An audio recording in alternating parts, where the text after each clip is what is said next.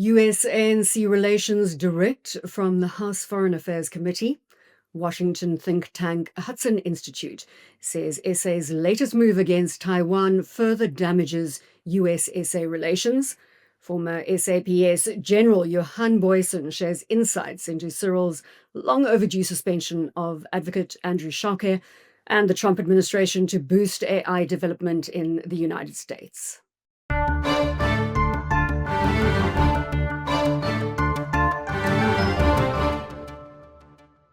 It's Thursday, the 24th of July. This is your BizNews Briefing. I'm Bronwyn Nielsen. As we know, the US Congress is considering a bill to impose sanctions against some ANC leaders. The Foreign Affairs Committee approved the bill yesterday, with most of the lawmakers on the committee objecting to South Africa's close ties with Russia and China. Let's take a listen to the House Foreign Affairs Committee. I want to voice my strong support for H.R. 2633, the U.S.-South Africa Bilateral Relations Review Act. This is a targeted and overdue response to troubling shifts in South Africa's foreign policy under the African National Congress. Let me be clear that this bill is not anti-South Africa, it is pro-accountability. For too long, we've watched a key partner drift closer to authoritarian regimes, conducting joint military drills with Russia, strengthening economic and cybersecurity ties with the Kremlin and Beijing, and aligning with efforts to de-dollarize the global economy. These actions raise serious questions about the ANC's alignment with the democratic values and U.S. interests. Even more alarming has been South Africa's posture following the October 7th Hamas attacks on Israel. The ANC's refusal to acknowledge those atrocities, its direct engagement with Hamas leadership, and its politicized case against Israel at the ICJ reflects a government that has turned away from principle and from its traditional role as a bridge between the global South and democratic norms. South Africa or any nation cannot conduct themselves in such a manner and expect the same quality of relationship with the United States of America. Alec spoke to Joshua Meservey from the Hudson Institute for his take on the situation. Meservey says South Africa's latest move against Taiwan is another clear move against the United States. Because Republicans control the House, because Republicans control the Senate, it's likely, it's not guaranteed, but likely that it would receive support, including, by the way, from Democrats. What's interesting, if you look at the voting out of the that just happened, out of markup, out of the committee, some Democrats supported it. So this is indeed a bipartisan issue. Wow, that's a bit concerning. If you were trying to stop it, how would you do that? Well, if I were the South African government, I would very quickly undertake some substantive reforms and course corrections that Washington, that people like myself and others, and including from within government, have been telling the ANC and the South African government that would help repair the relationship. Thus far, we've seen no such actions from the South African government or from the ANC. They just almost seem to continue to double down, continue to provoke, continue to communicate to the United States that they have no intention of changing any of their problematic behavior, that they are going to continue on. The most obvious and recent example of this is that they've now officially forced the Taiwan representation that was based in Pretoria out of Pretoria, the political capital, obviously, and that comes on the heels of Paul Mashatile visiting Beijing, and then he came back either with his marching orders or just because he thought that was a way to further ingratiate himself and his government with the Chinese government and the Chinese Communist Party. So those types of things are noted with concern in the United States, and that specific issue of Taiwan actually came up during the debates on the markup. So these things do not go unnoticed, but unfortunately we've seen nothing. The U.S. government has seen nothing. People who follow these issues closely, like myself and others, have seen nothing that suggests the South African government or the ANC is going to take any of the substantive changes that are necessary to prevent something like this bill or other actions from the United States to proceed.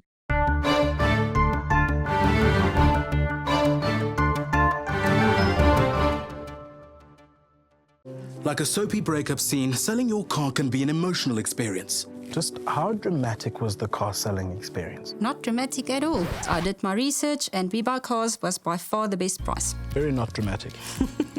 But I like drama. I was standing there watching my phone, waiting for the money to get in, and there it was. Yes. Car, driving. We Buy Cars, the easiest way to sell your car, by far. I wouldn't mind a little more drama. Anybody bring me some tears? That's life, that's what all the people say. That's life, you're riding high.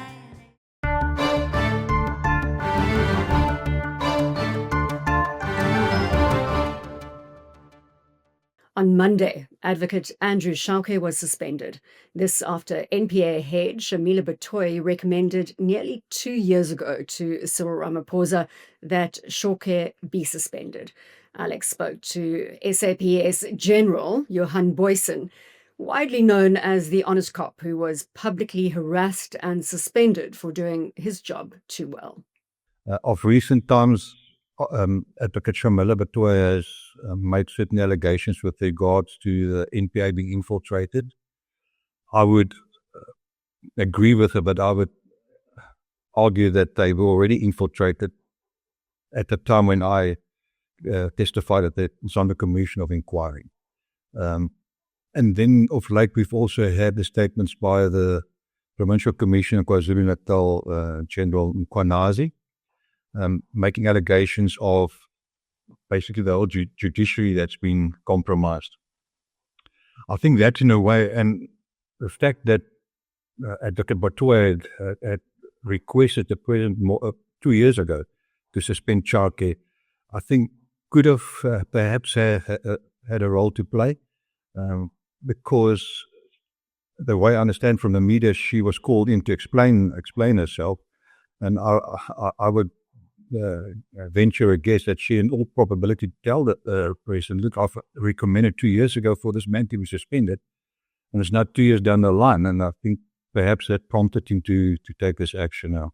The Trump administration is aiming to boost artificial intelligence development in the US by loosening regulations and expanding energy supply for data centers in a so-called AI action plan released by the White House on Wednesday. Ed Ludlow reports on Bloomberg Television. It's 23 pages of policy framework, essentially, that is positioned to help what the administration would put it as America winning in AI. There's a heavy emphasis on the infrastructure requirements needed, particularly around energy and the energy needed for data center build out. But it goes a little bit further than that in talking about deregulation, essentially cutting red tape on the infrastructure side, accelerated permitting to give the compute power that is needed. The emphasis here today, which is an event co-hosted by the Hill and Valley Forum and the team from the All In podcast, is basically the idea that if America wants to lead in AI, it's going to need to be able to export the American technology stack. This is not a new idea. Jensen Huang, the NVIDIA CEO, has talked about it regularly. But the question is, what specific actions are taken? And the expectation is not just that the president speaks here today, later this evening, but signs specific executive orders on those points. Other than that, there is a reference to beating out China, which won't come as any surprise to you, Vonnie. And then more curiously, for those that are involved in industry, an emphasis on open source AI, which does put into question kind of the field of private companies that are competing in the space. Do we anticipate anything actionable coming out of the keynote address tonight? Will there be money, pledged? And if so, what will that money do? There's only so much money you can throw at something. At some point, you have to actually create, right? Yeah, something that's been in the news cycle a lot of late is concern about the Stargate project, which is OpenAI's big infrastructure build out across multiple states. The financing of that, you'll remember early in the year, came in large part from SoftBank, and there are concerns in industry that SoftBank doesn't necessarily have the funds committed that it needs. On the executive order side of things and the president, heavy emphasis on deregulation, allowing companies to move faster. Something that's observed to me here is that this administration, perhaps differently from Biden's administration, involves private industry heavily, right? You have David Sachs, the venture capitalist, in place as the White House AI, crypto and policy czar, and he is very prominent here, as well as guiding the president on policy. There are a number of CEOs here as well. But that cutting of the red tape and allowing those companies to move faster, that seems to be the heavy emphasis on a policy point that this administration will focus on.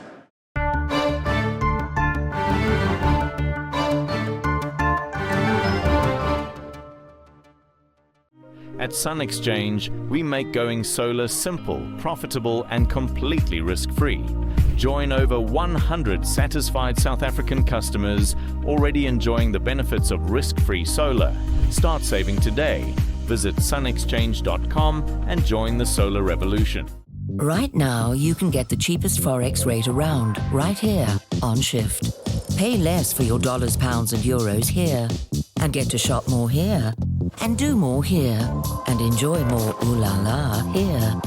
Shift also lets you trade and transfer currencies, and buy shares in the world's best companies. It all happens right here on Shift. You won't find a cheaper Forex rate anywhere else, no matter where you bank. Download the Shift app today.